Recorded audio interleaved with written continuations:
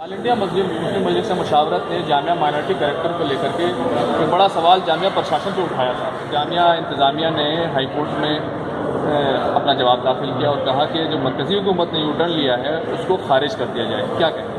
लेकिन सीधी बात यह है कि हमारे देश में यहाँ पर सभी कम्युनिटी के राइट्स प्रोटेक्टेड हैं, हर उन्हें दस्तूर है।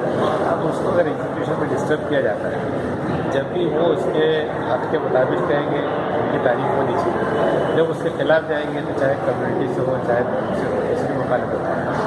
वो जो कंफ्यूज स्टेटस से उनको बाहर आना चाहिए।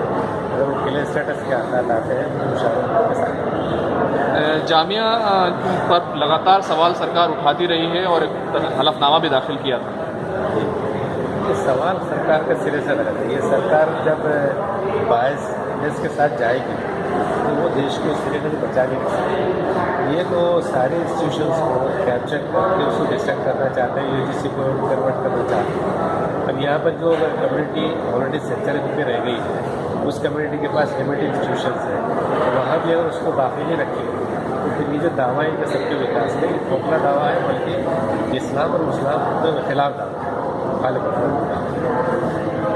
सरकार के स्टैंड को डिस्क्रिमिनेशन समझते हैं और एक मिनॉरिटी अकलियत को डिस्ट्रॉय करने का फैसला समझते हैं, इंस्टीट्यूशन को टारगेट करते हैं। जामिया इंतज़ामिया दे रहा है दुरुस्त आए, ऐसा कायम रहे ज़्यादा अच्छा है।